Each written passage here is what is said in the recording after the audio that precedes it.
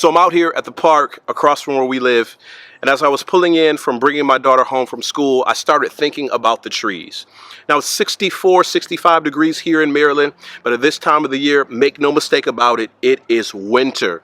And as you can tell from the trees behind me and off in the distance, they're done with leaves, at least during this season. And one of the questions that popped into my mind was, how do trees survive the winter months? I found that during the winter months, during the frigid months, during the times when things are cold, trees rely on their bark.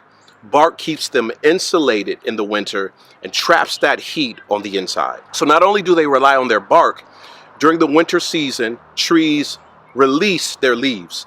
Their water content is significantly reduced, and because of that water content being significantly reduced, they can't hold on to leaves in the winter like they do in other parts of the year. The third thing, the cellular structure of the trees significantly slow down in the winter months. They shed some of their water, they shed some of their sugar, they almost become crystal-like, and this crystal-like state keeps the cells from freezing and dying. As I was thinking about the trees and reading the process they go through in the winter, I started thinking about you and your team and your organization and how you can survive during the sections of the life cycle of your organization. How can you survive when it's winter? How can you survive when your team hits a cold spot? And believe me, every team hits a cold spot where it seems like things aren't working the way that you want them to.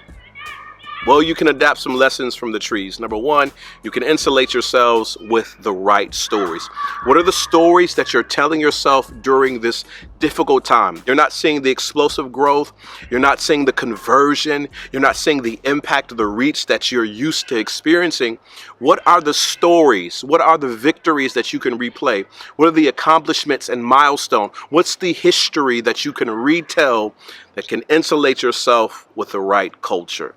Two, what are the things that you need to let go of during this season?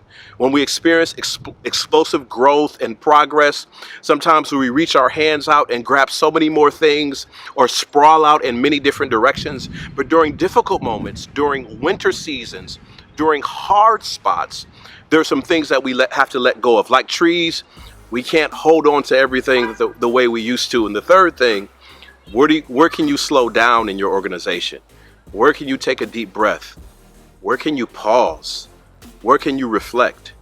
Where can you analyze? How can you leverage this slowdown for greater growth in the future? One of the cool things about trees is that they're not always in survival mode.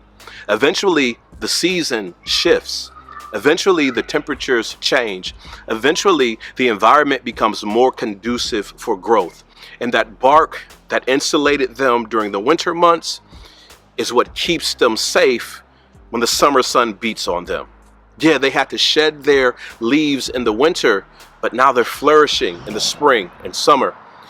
And they had to slow down in the winter, but they're moving a lot faster in the summer. So I know it's a difficult season. I know it's a rough patch, but the sacrifice that you make in the winter season of your team, the difficult decisions that you make when things are slowed down, eventually the season will change, the leaves will show, and you'll be able to celebrate.